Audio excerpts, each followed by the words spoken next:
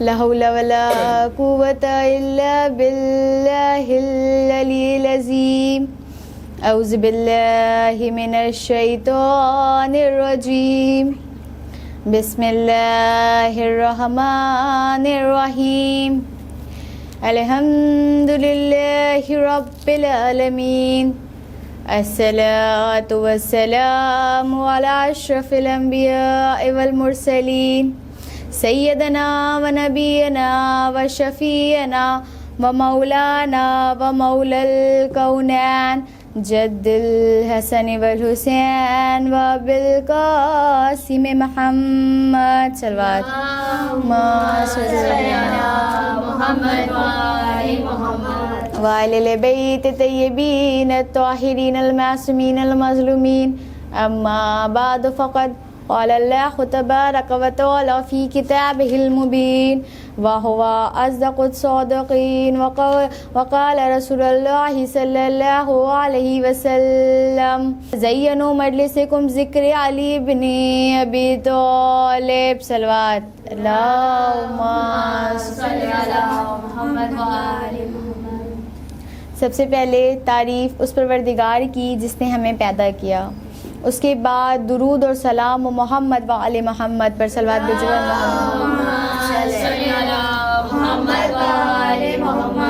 میں نے آپ کے سامنے جس حدیث کی تلاوت فرمائی وہ حدیث رسول خدا صلی اللہ علیہ وسلم کی ہے۔ اس میں رسول ارشاد فرما رہے ہیں کہ زینوا مجلسکم ذکر علی ابن ابی طالب، یعنی اپنی مجلسوں کو ذکر علی سے روشن کرو، ذکر علی سے روشن کرو اور منور کرو۔ کیونکہ کہہ رہے ہیں کہ علی کا ذکر کرو، کہہ رہے ہیں کہ علی کا ذکر میرا ذکر ہے، میرا ذکر خدا کا ذکر ہے، اور خدا کا ذکر یقیناً عبادت ہے۔ کیا رسول کہہ رہے ہیں کہ اپنی مجلسوں کو ذکر علی سے روشن کرو، معطر کرو، اپنی مجلسوں کو بلند کرو علی کے ذکر سے۔ کیوں کہہ رہے ہیں؟ کیونکہ اس لیے کہہ رہے ہیں کہ جہاں پہ علی کا ذکر ہوتا ہے وہاں پہ رسول کا ذکر ہوتا ہے۔ جہاں پہ رسول کا ذکر ہو جائے سمجھو گویا خدا کا ذکر ہو گیا، اور جہاں پہ خدا کا ذکر ہو جائے یقیناً عبادت میں بدل جاتا ہے۔ صلوات بھیجے بر محمد و آل محمد۔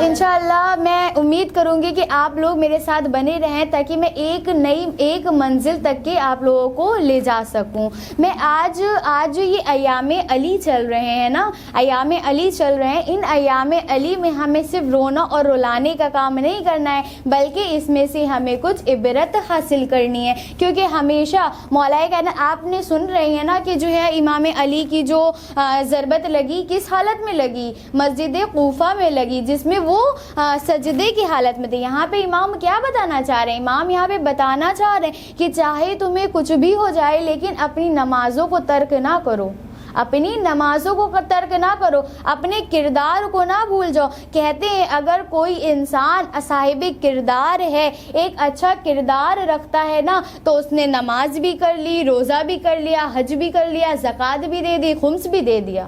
سبحان اللہ، کیا کہنا ہے کہ اگر ہمارا کردار بہترین ہو جائے نا تو ہم صاحب عبادت بن جاتے ہیں۔ اب ہمیں آج امام علی سے کچھ سبق لینا ہے۔ میں ایک واقعے کے ساتھ ان کے کردار کی فضیلت بتانا چاہتی ہوں۔ کردار یہ ہے، دیکھیں ہر چیز کی زینت کسی نہ کسی چیز میں دی ہے، اللہ نے ہر چیز کی زینت دی ہے۔ دیکھیں خوشبو، پھول کی زینت اس کی خوشبو میں ہے، موتی کی زینت اس کی آب میں ہے، جوہر کی زینت اس کی آب و تاب میں، انسان کی زینت اس کے کردار میں۔ ادھر پھولوں سے خوشبو گئی اور سر چڑھے پھول نگاہوں سے گر گئے، ادھر موتی کی آب اتری اور قیمت گھٹی، ادھر جوہر سے آب و تاب گئی اور قیمت گھٹی، ادھر انسان کا کردار قابل تحسین نہ رہا تو انسان کہلانے کا مستحق ہی نہ رہا۔ صلوات بھیجے پر محمد و آل محمد۔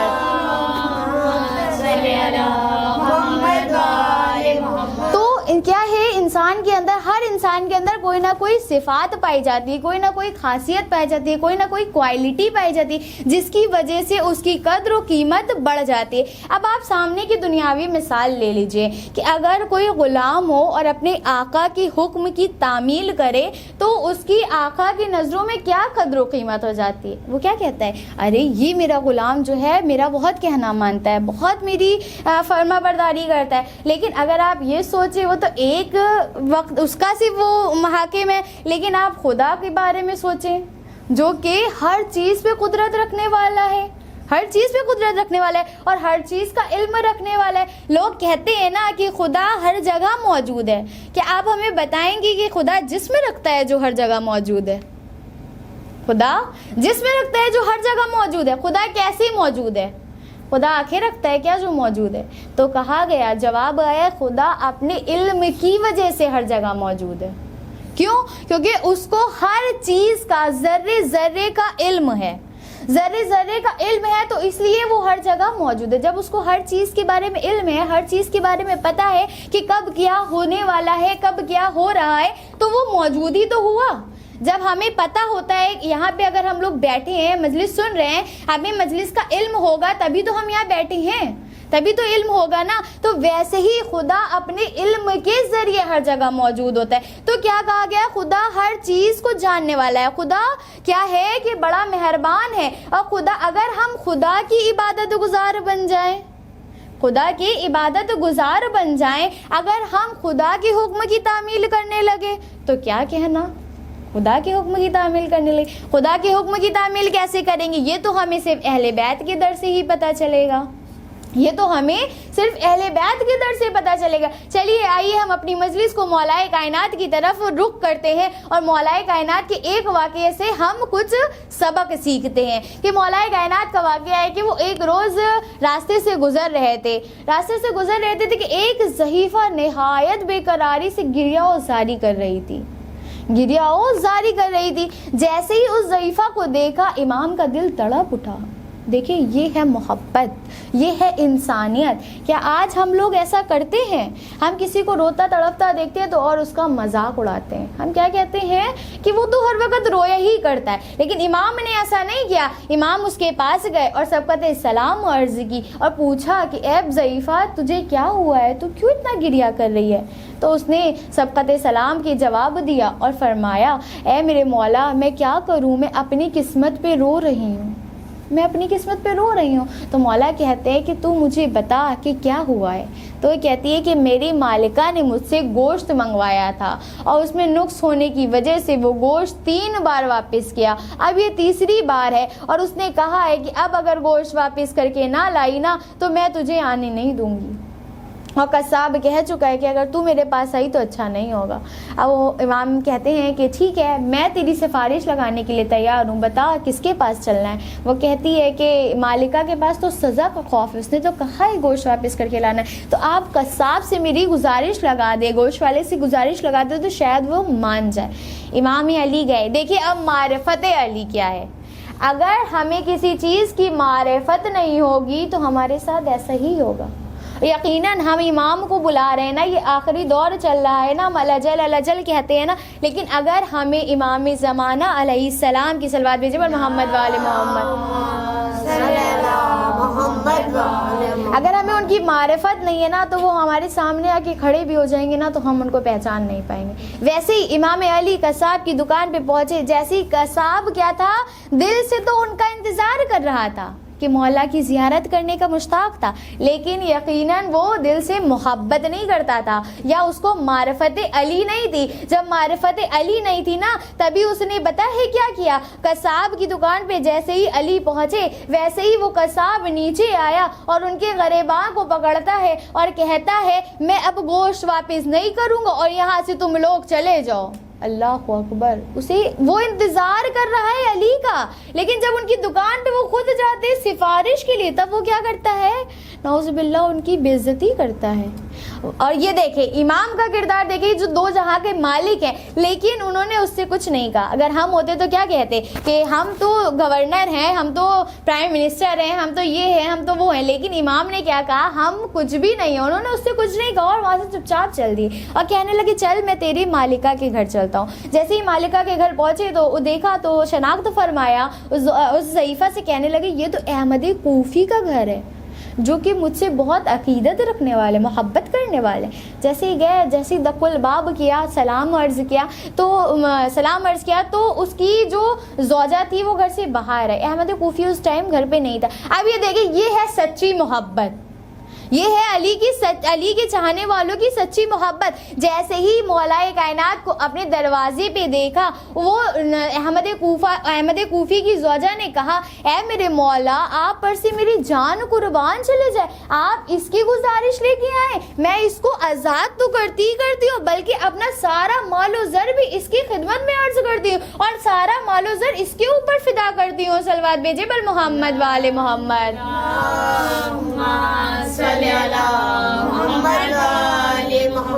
دیکھا بیویو، یہ ہوتی ہے سچی محبت. آپ سنیں گے ایک عجیب مطلب امام کی یہ فضیلت دیکھیں. جب وہ قصاب کو پتہ چلا کہ جس کی ہم زیارت کے لیے مشتاق ہیں امام کی، وہ امام ہماری دکان پہ آئے تھے لیکن ہم ان کو پہچان نہ سکے، وہ بہت ہی گریہ ازاری کرتا ہے اور اپنے ہاتھ کو شگافتہ کر لیتا ہے. جیسے یہ کرتا ہے تو پھر امام کے پاس جب وہ پہنچتا ہے تو امام سے گریہ ازاری کرتا ہے اور اپنا ہاتھ امام کے ہاتھ میں دیتا ہے. جیسے ہی اپنا ہاتھ امام کے ہاتھ میں دیتا ہے اس کا ہاتھ سالم ہو جاتا ہے. امام کے معجزے سے اس کا ہاتھ سالم ہو جاتا ہے اور وہ گریہ ازاری کر رہا ہوتا تو امام اس کو چپ کراتے اور کہتے میں نے تجھے بخش دیا. اس نے کیا کیا؟ امام کی انسلٹ کری، لیکن امام نے کیا کیا؟ اس کو بخش دیا. کیوں؟ کیونکہ اس نے سچے دل سے معافی مانگ لی تھی. ایسے ہی ہمارا بھی حال ہے. ہم گناہ تو بہت کرتے ہیں، کہتے ہیں نا کہ جنت میں تو ہر کوئی جائے گا. کیسے جائے گا؟ جب گنہگار اتنے تو جنت میں کیسے جائیں گے؟ یہی تو ہے نا، ہمارے استغفار، ہماری توبہ ہم کو جنت میں لے جائے گی. اسی لیے کہتے ہیں یہ ماہ رمضان المبارک چل رہا ہے، اگر کہتے ہیں اس میں اگر کوئی اپنے گناہ نہ بخشوا پائے اللہ سے تو پھر کس میں بخشوائے گا؟ عزیزان محترم، ہمیں علی کے کردار سے اپنا کردار بنانا ہے. ہمیں ان کی عبادت کو دیکھ کے اپنی عبادت کو بنانا ہے. ہم اگر علی کے چاہنے والے ہیں تو ہمیں سچا علی کا چاہنے والا بننا ہوگا. کہتے ہیں کردار اتنی فضیلت رکھتا ہے کہ کردار کے فائدے بتاؤں. اگر کوئی انسان صاحب کردار ہے تو اس کے فائدے کیا ہیں؟ دنیاوی فائدے یہ ہے کہ دوستی اور محبت ہوتی ہے، لوگوں سے دوستی اور محبت ہوتی ہے، انسان کی طولانی عمر ہوتی ہے، انسان جنت میں جانے کا مجنب بنتا ہے، جنت میں جانے کی وجہ بنتا ہے، اور جو زمینیں ہیں وہ آباد ہو جاتی ہیں اگر انسان صاحب کردار ہو. اور اخروی فائدے بتائیں تو آخرت کے فائدے یہ ہے کہ جنت میں جانے کے لیے وہ وجہ بنتا ہے اگر اس کا صاحب کردار ہوگا. اور جو اس کا سفر ہوتا ہے برزخ کا اور جو آخرت کا سفر ہوتا ہے وہ آسان ہو جاتا ہے.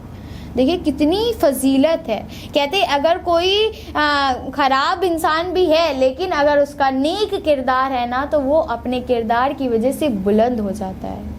بیویوں یہ ایام چل رہا ہے نا، مجھے ایک بات یہ اپنی روک کے میں ایام علی سے کچھ ریلیٹڈ بھی بتانا چاہتی ہوں کہ ایام علی چل رہے ہیں نا تو ایام علی میں صرف ہمیں رونا اور رلانا نہیں ہے نا، ہمیں صرف مولا کے تابوت میں نہیں جانا ہے بلکہ ہمیں اپنا نماز اور روزہ کر کے جانا ہے. ہمیں اپنا نماز اور روزہ کر کے جانا ہے. کہتے ہیں کہ 21 رمضان کے تابوت میں یا 19 رمضان کے تابوت جب اٹھتا ہے تو لوگ اپنے روزے کو ترک کر دیتے ہیں. کیوں؟ تابوت میں جانے کے لیے.